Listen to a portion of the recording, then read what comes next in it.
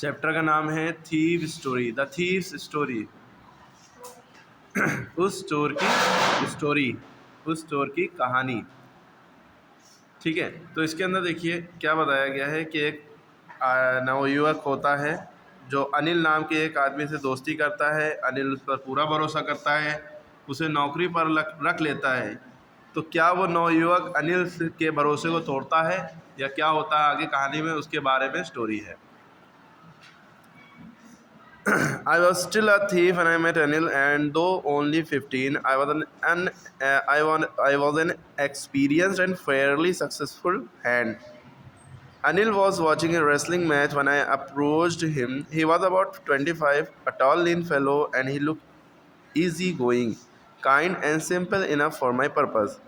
I hadn't had much luck of late and thought I might be able to get into the young man's confidence.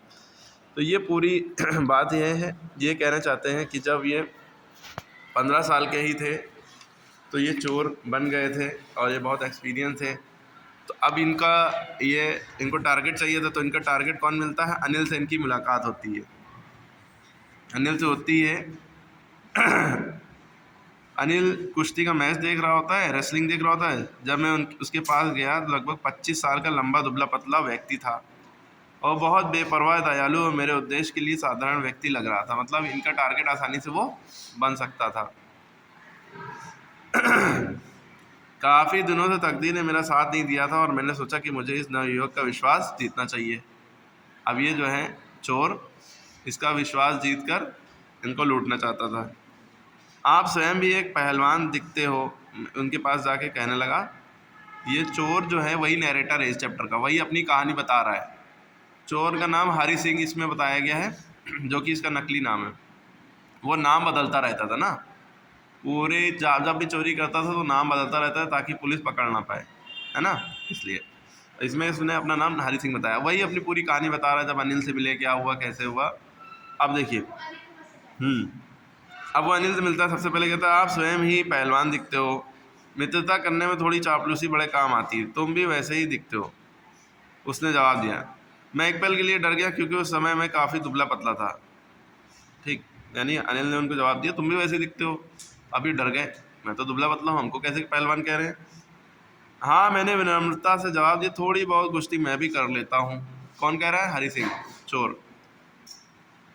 तुम्हारा क्या नाम है? अनिल पूछता है चोर से, तुम्हारा क्या नाम है? कहते हैं हरी सिंह।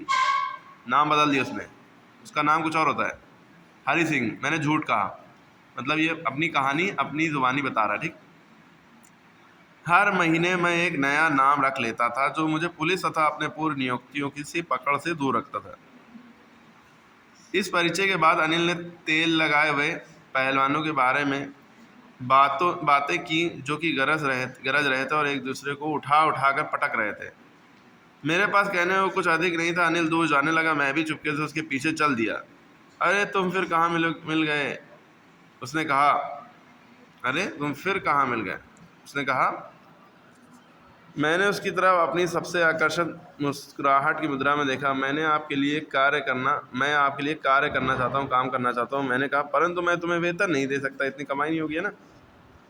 फिर उसके I thought that over a minute और perhaps I had misjudged man asked can you feed me? क्या तुम्हें, ठीक है, can you cook? I can cook, I lied again, if you can cook then maybe I can feed you.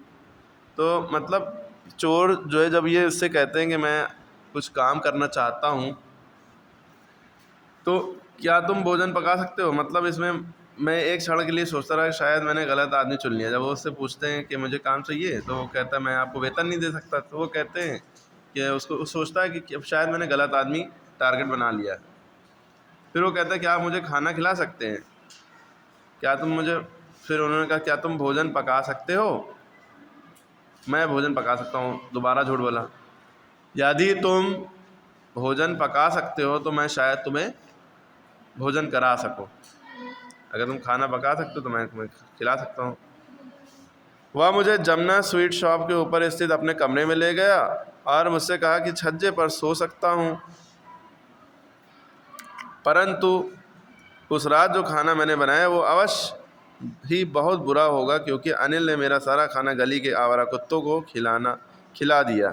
और मुझसे भाग जाने को कहा, परंतु मैं अपनी उसी मुस्कुराहट की अदा के साथ उसके साथ आसपास मंडराता रहा और वो अपनी हंसी रोक नहीं पाया।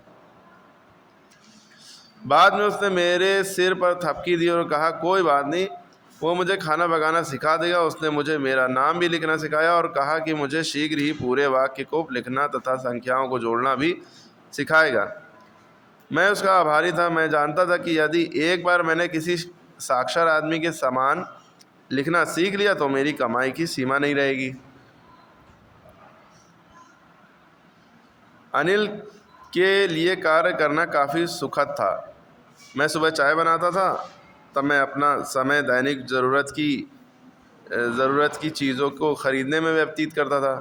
प्रायः 1 रुपये प्रतिदिन के हिसाब से लाभ कमाता हुआ मुझे लगता है कि वो जानता था कि मैं इस प्रकार से कुछ पैसे बना रहा था, परंतु ऐसा लगता नहीं था कि वो इसका बुरा मानता था। क्योंकि पैसे देता होगा, कुछ सामान खरीदने जाते होंगे, उसी में मार लेते होंगे 1 रुपया। ठीक है। Anil made money by fits and start. He would borrow 1 week, he lent the next. He kept worrying about his next check, but as soon as it arrived, the wood. तो आगे की कहानी ये है मेन मुद्दे की। अनिल अनियमित रूप से पैसे कमाता था, मतलब कोई लाइन से या सीक्वेंस में नहीं, अनियमित रूप से, नियम से नहीं कमाता, अनियमित रूप से कमाता था। वो 1 सप्ताह उधार लेता था तो अगले सप्ताह उसे चुका देता था। वो अपने अगले चेक को लेकर चिंतित रहता था, परंतु जैसे ही चेक आता था वो बाहर चला जाता था और जश्न मनाता था। ऐसा लगता था कि वह पत्रिकाओं के लिए लिखता था। आजीविका चलाने का एक अद्भुत तरीका था। एक दिन शाम को वो रुपयों की एक छोटी सी गड्डी लेकर घर आया और बताया कि उसने एक प्रकाशक को अपनी एक पुस्तक बेची थी। रात में मैंने उसे गद्दे के नीचे पैसे को रखते देखा। अनिल के लिए कार्य करते हुए मुझे लगभग 1 महीना हो चुका था और ख़रीदारी के समय की जाने वाली धोखेबाजी के अलावा अपने पेशे के अनुरूप कोई काम मैंने नहीं किया था। ऐसा करने का मेरे पास पूरा अवसर था। अनिल ने मुझे दरवाजे की एक अन्य चाबी दे दी थी, मतलब अब अनिल को भरोसा हो गया था, अब दूसरी चाबी उनको दे दी। मैं अपनी इच्छा अनुसार आ जा सकता था, जब मन चाहे आओ, जब मैं चाहे ना आऊँ, चले जाऊँ। तब तक जितने भी लोगों से मिला था, अनिल उन सभी से सर्वाधिक भरोसेमंद व्यक्ति था। जितने भी लोगों से मिला था, सबसे अधिक भरोसेमंद अनिल था। और यही कारण था कि उसे लूटना इतना ज़्यादा कठिन था। एक लालची व्यक्ति को लूटना सरल होता है क्योंकि वो लूटना सहन कर सकता है, परंतु एक लापरवाह व्यक्ति को लूटना बहुत कठिन होता है। कभी कभी तो वो ध्यान भी नहीं देता है, वो लुट चुका होता है। इस बात से काम का सारा मज़ा किरकिरा हो जाता है। खैर, अब समय है कि मैं कुछ वास्तविक कार्य करूं। मैंने स्वयं से कहा, मेरा अभ्यास छूट गया है और यदि मैंने पैसे नहीं चुराए तो वो इन्हें अपने मित्रों पर व्यर्थ कर देगा। आखिरकार वो मुझे वेतन भी तो नहीं देता है, खाली खाना दे देता था। Anil was asleep. Anil सो रहा था। A beam of moonlight stepped over the balcony and fell on the bed. I sat up on the floor and considering the situation. If I took the money, I could catch the 10:30 express to Lucknow. पूरे मुद्दे पे आते हैं। अनिल सोया हुआ था। चंद्रमा के प्रकाश की किरण सज्जे के ऊपर से होकर बिस्तर में पड़ रही थी। हालात का जायजा लेते हुए मैं फर्श पर बैठ गया। यदि मैं पैसे ले लेता तो 10:30 की लखनऊ जाने वाली ट्रेन को पकड़ सकता था। कंबल से बाहर निकलते हुए मैं रेंगता हुआ बिस्तर तक गया। अनिल शांति से सो रहा था। उसका चेहरा स्वच्छ और बगैर झुर्रियों के था। हालांकि मेरे चेहरे पर अधिक निशान थे, पर इनमें से अधिकतर निशान घावों के थे, चोटों के थे। मेरा हाथ नोटों की तलाश में गद्दे के नीचे चला गया। जब मुझे नोट मिल गए, मैंने बिना आवाज़ किए उन्हें बाहर निकाल लिया। अनिल ने अपनी नींद से आ भरी और मेरी तरफ करवट फेर ली। मैं चौंक गया और शीघ्रता से रेंगता हुआ कमरे से बाहर निकल गया। जल्दी भाग के बाहर निकल गया। जब मैं सड़क पर आ गया तो मैंने दौड़ना शुरू कर दिया। नोटों को अपनी कमर पर पैजामे में नाड़े से बांध लिया। मैंने अपनी गति धीमी की और सामान्य चाल से चलने लगा और नोटों को गिना। 50-50 के नोट में कुल 600 रुपये थे। 1 या 2 सप्ताह तक मैं एक धनी तेल के अरब व्यापारी के जैसे रह सकता था, 1-2 हफ्ते तक। अब बाकी क्या होता है? तो जब मैं स्टेशन पहुंचा तो मैं टिकट घर के पास नहीं रुका, बल्कि मैं एकदम सीधे प्लेटफॉर्म पर चला गया। लखनऊ एक्सप्रेस उस समय जा रही थी। गाड़ी को अभी अपनी गति पकड़नी ही थी और मैं किसी भी डिब्बे में चढ़ सकता था, परंतु मैं हिचक गया। किस कारणवश मैं नहीं कह सकता, और भागने का मौका मैंने खो दिया। जब गाड़ी चली गई तो मैंने स्वयं को सुनसान प्लेटफॉर्म पर अकेला पाया। मैं कुछ समझ नहीं पा रहा था कि रात कहाँ बिताऊं। मेरा कोई मित्र भी नहीं था, क्योंकि मेरा विश्वास था कि मित्र सहायता से अधिक परेशानी पैदा करते हैं, और मैं स्टेशन के नज़दीक किसी छोटे से होटल में ठहरकर किसी के मन में जिज्ञासा पैदा नहीं करना चाहता था। एकमात्र व्यक्ति जिसे मैं ठीक ढंग से जानता था वो वही था जिसे मैं लूट कर आया था। स्टेशन को छोड़ता हुआ मैं धीरे धीरे बाजार में घूमने लगा। चोरी के अपने छोटे से जीवन काल में मैंने इंसानों के चेहरे का अध्ययन किया था कि जब वे अपना सामान खो देते हैं तो वे कैसे दिखते हैं। लालची आदमी ने भय दिखाया, अमीर आदमी ने गुस्सा, जबकि गरीब आदमी ने स्वीकृति दिखाई। कोई बात नहीं, है ना। लेकिन मैं अनिल के चेहरे को जानता था कि जब उसे चोरी का पता चलेगा तो उसके चेहरे पर सिर्फ उदासी के भाव आएंगे, लेकिन पैसों के नुकसान के कारण नहीं, बल्कि भरोसे के टूटने के कारण। मैंने स्वयं को मैदान में पाया और एक बेंच पर बैठ गया। रात बहुत सर्द थी, नवंबर की शुरुआत थी, और हल्की बूंदाबांदी ने मेरी परेशानी को और बढ़ा दिया था। जल्द ही तेज बरसात होने लगी। मेरी शर्ट और मेरा पैजामा मेरी त्वचा से चिपक गए थे, और तभी ठंडी हवा के एक झोंके ने बरसात की बूंदों को मेरे चेहरे पर फेंक दिया। I went back to the bazaar and sat down in the shelter of the clock tower. The clock should be midnight. I felt for notes. They were damp from the rain. आगे मुद्दे की बात यह है कि मैं वापस बाजार में चला गया और घंटा घर की चाय के नीचे बैठ गया। घड़ी में आधी रात का समय था। मैंने नोटों को छुआ, वे बारिश से गीले हो गए थे। अनिल का पैसा, शायद सुबह होने पर वो मुझे सिनेमा देखने के लिए 2 या 3 रुपए दे देता था, लेकिन अब तो मेरे पास ही सारा धन था। मैंने उसका भोजन नहीं पका सकता, भागकर बाजार ना जा सका, और ना ही पूरे वाक्य लिखना सीख सका, क्योंकि वो सिखाने वाला था ना।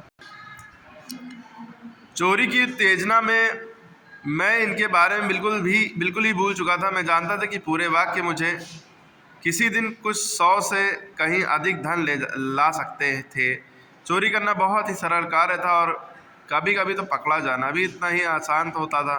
परंतु वास्तव में एक चालाक और इज्जतदार आदमी बनने के लिए कुछ और चाहिए था। मुझे अनिल के पास वापस लौट जाना चाहिए। मैंने स्वयं से कहा, यदि मैं पढ़ना और लिखना चाहता हूँ तो मुझे उसके पास वापस लौट जाना चाहिए। अब आगे मुद्दे की बात यह है कि मैं बहुत घबराता हुआ कमरे पर वापस शीघ्रता से गया, क्योंकि पैसा चुराना बहुत सरल है, मगर उसे वापस करना वो भी बिना पता चले बहुत कठिन होता है। मैंने धीरे से दरवाज़ा खोला, फिर द्वार पर खड़ा रहा, यानी दरवाजे पर खड़ा रहा। चांदनी बादलों में छिप रही थी। अनिल अभी सोया हुआ था। मैं बिस्तर के सिराने की तरफ हाथ में नोटों को लेकर रेंगता हुआ गया। मैंने अपने हाथ पर उसकी सांस को महसूस किया। एक क्षण के लिए मैं शांत रहा, तब मेरा हाथ गद्दे तक पहुंचा और नोटों को लिए ही अंदर फिसल गया। अगले दिन सुबह मैं देर से जगा तो मुझे पता चला कि अनिल पहले ही चाय बना चुका था। उसने मेरी तरफ अपना हाथ बढ़ाया। उसकी उंगलियों के मध्य में एक 50 रुपए का नोट था। मेरा दिल डूब गया था। मुझे लगा कि मेरी चोरी पकड़ी गई। कल मैंने कुछ पैसे कमाया था। उसने बताया, अब तुम्हें नियमित रूप से पैसे मिलेंगे। मेरा उत्साह बढ़ गया, परंतु जब मैंने नोट लिया तो मैंने देखा कि रात की बरसात से वो अब भी गीला था। आज हम वाक्य लिखना आरंभ करेंगे, उसने कहा। वो जानता था, परंतु ना तो उसके होठों ने और ना ही आंखों ने कुछ प्रकट होने दिया। मैं अनिल को देखकर अपनी उस सर्वाधिक आकर्षक मुद्रा में मुस्कुराया, और ये मुस्कुराहट स्वयं आई थी बगैर किसी प्रयास के।